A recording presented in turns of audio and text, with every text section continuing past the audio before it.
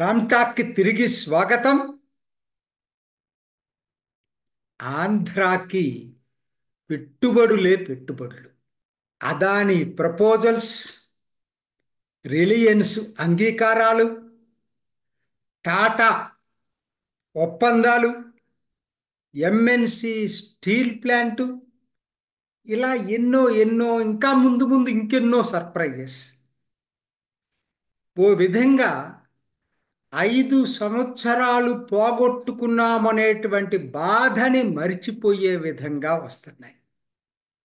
5 సంవత్సరాల కరువు తీరే విధంగా పెట్టుబడుల వరద ప్రవాహం ప్రవహిస్తూ ఉంది. అసలు ఒకవైపు రాజధాని నిర్మాణం మొదలు కాబోతుంటే, మరోవైపు కేంద్రం అమరావతి రైలు పనులు మొదలు పెడితే, మరోవైపు వెస్ట్ బైపాస్, రింగ్ రోడ్ లాంటివి షురూ కాబోతూ ఉంటే, ఇంకోవైపు పోలవరం పనులు చకచక పట్టాలు ఎక్కుతూ ఉంటే ఎంత హాయి రేయి అని పాడుకోవాలనిపిస్తుంది. అసలు అదేనా? నిన్న 85,000 కోట్ల పెట్టుబడులు, 34,000 ఉద్యోగాలు. అసలు ఒక్క ఆర్సెల్ మిట్టలే దాదాపు 61,000 కోట్ల పైగా పెట్టుబడులు. అసలు మదిలో ఇవన్నీ మెదులుతూ ఉంటే ఎంత హాయి రేయని అనిపిస్తుంది. అక్కడ దాకా ఎందుకు? విద్యా సంస్థలు, హోటళ్ళు తిరిగి పురుడు పోసుకుంటుంటే, పీపీపీ మోడ్లో రాష్ట్ర రహదారులకు మోక్షం వస్తే ఎంత హాయి రేయి.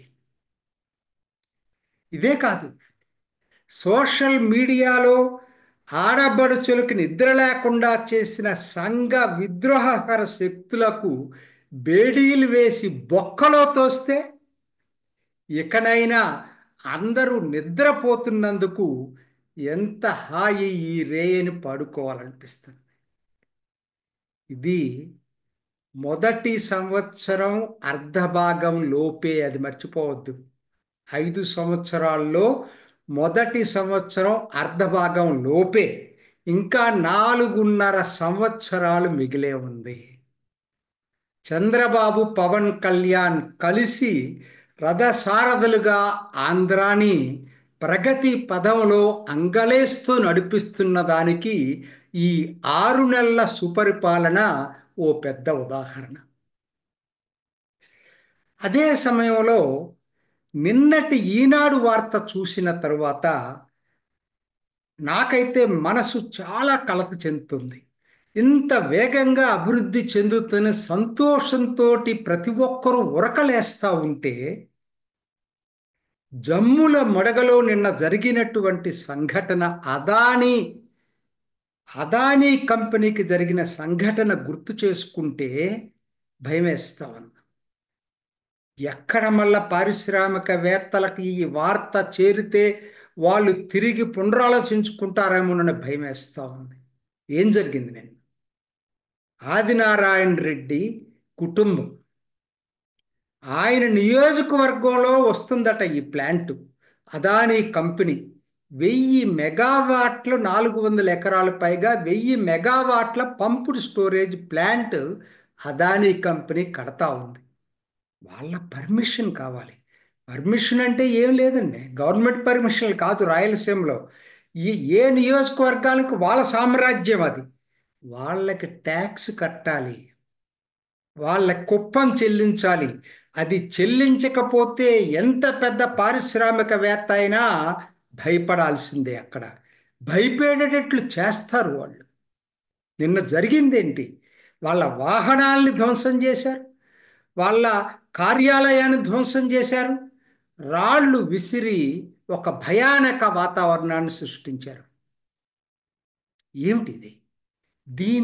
ఇది ఆదినారాయణ రెడ్డి ఒక్కడే కాదండి, ఇది రాయలసీమ అభివృద్ధి కాకుండా ఉండటానికి ప్రధాన కారణం ఈ సత్రపులు, రీజనల్ సత్రపులు. వీళ్ళకి తెలియకుండా ఏది జరగటానికి లేదు. తెలియటం అంటే తెలియజెప్పచ్చు. తెలియజెప్పటం అనేది ఊరికి ఒట్టి మాట కాదది. వాళ్ళ కుప్పం చెల్లించాలి. ఎప్పుడో పాలెగాళ్ళ పరిపాలన చూసాం. తిరిగి ఇప్పుడు ఈ రాయలసీమలో ఈ పరిపాలన చూస్తున్నాం.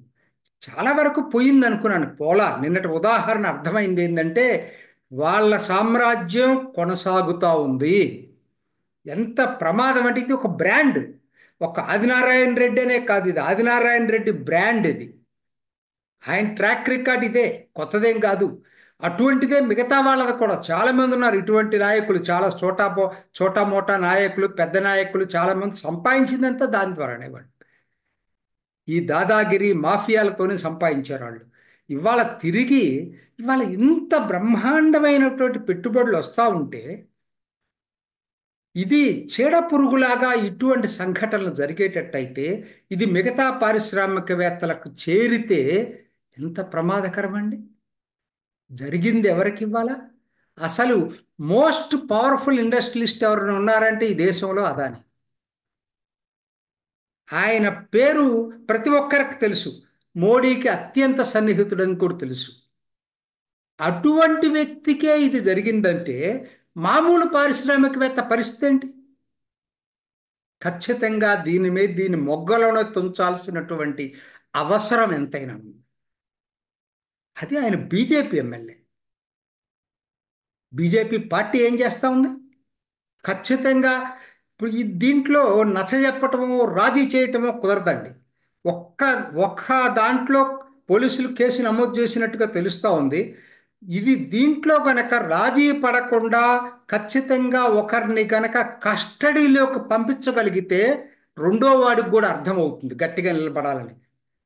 అది గనక జరగకపోతే ఏ ప్రగతి అయితే మనం ఊహిస్తున్నామో 6 నెలల్లో ఇప్పుడు ఒక ట్రైలర్గా చూసి వచ్చి 4 సంవత్సరాల 6 నెలల్లో అద్భుతమైన ప్రగతి ఆంధ్రాలో రాబోతుందని ఊహిస్తున్నామో దానికి అడ్డంకులు, అడ్డుకట్టలు, విఘాతాలు ఖచ్చితంగా ఉంటాయనేది ఘటన తెలుస్తూ ఉంది.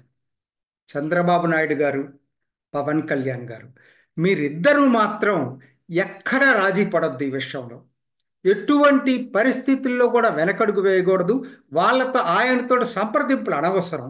నాకు తెలిసింది, పేపర్లోనే వచ్చింది ఆ వార్త. 2 రోజుల క్రితం చంద్రబాబు నాయుడు ఆయన్ని పిలిచి కూడా హెచ్చరించినట్టు. అయినా చేశారన్న తర్వాత ఇంకా రాజీ లేదు. దీన్ని మాత్రం ఖచ్చితంగా కేసు నమోదు చేసి వాళ్ళని ఖచ్చితంగా వాళ్ళ మీద చర్యలు తీసుకుపోయేటట్లయితే ఇంకో పారిశ్రామికవేత్తకి ధైర్యం ఉండదు. అదానికే జరిగిన తర్వాత ఇంకెవరికైనా జరగవచ్చు అది మాత్రం. సో ఇది ఇప్పుడిప్పుడే అసలు బీజేపీ పార్టీ పరిస్థితి ఏంటండి? ఇప్పుడిప్పుడే బుల్లి అడుగులు వేస్తూ ఉంది. ఆంధ్రాలో ఆ బీజేపీ అంటేనే గిట్టనటువంటి వాతావరణం ఉన్నటువంటి ఆంధ్రాలో ఇప్పుడిప్పుడే మెల్లిమెల్లిగా అభివృద్ధి చెందుతున్నటువంటి బీజేపీకి ఆదినారాయణ రెడ్డి ఉపయోగమా నష్టమా? నాకేమో ఆయన ఎవరో కూడా తెలియదు. కానీ విన్నాను ఈ ట్రాక్ రికార్డ్ ఆయన పార్టీలకు అతీతంగా వింటున్నాం. ఏ పార్టీలో ఉన్నా ఈ పనులు చేస్తారు వీళ్ళు. వాళ్ళకి పార్టీలు ఒక సోపానం మాత్రమే. పార్టీల సిద్ధాంతం వాళ్ళకేం అనవసరం. బీజేపీ సిద్ధాంతం ఆదినారాయణ రెడ్డికి ఏముందండి?